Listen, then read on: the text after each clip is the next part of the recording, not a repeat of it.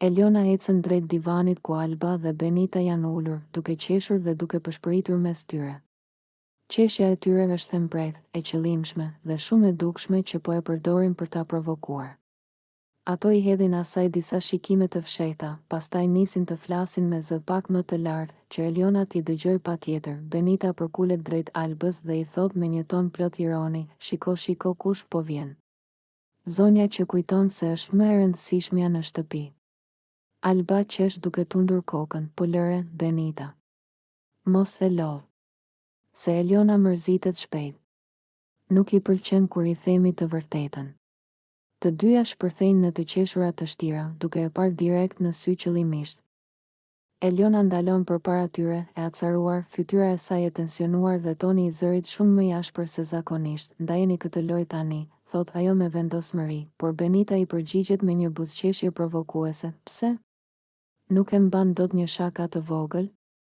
Alba i shton edhe më shumë vajzjarit, po cila shaka? Ne thjesht po flasim, Eliona. Ti ç'ke që u ndeze kaq shpejt?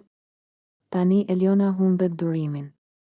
Ajo afrohet një hap më shumë, duke i parë të dyja me një shikim të fortë, pa asnjë hezitim, po ju them për herë të fundit, thot ajo. Mbylleni gojen. Lëreni talljen. Ju ka dal nga kontrolli kjo sjellje. Benita e rrotullon syt, e bezdisur.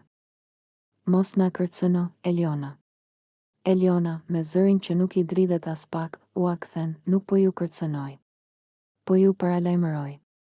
Nëse nuk mbaroni, do ju ndal unë vetë. Dhe nuk ju pëlqen fare kur e kam seriozisht. Heshtje. Për disa sekonda askush s'lëviz. Alba dhe Benita e kuptojnë se Eliona po flet me gjithë zemërimin e akumuluar, dhe se nuk është më në humor tolerimi. Më pas Eliona vazhdon, edhe më e prerë, respektoni veten dhe të tjerët. Dhe mbi të gjitha, respektoni kufijtë e mi, se nuk do ju lë të më poshtëroni as ju, as kushdo tjetër.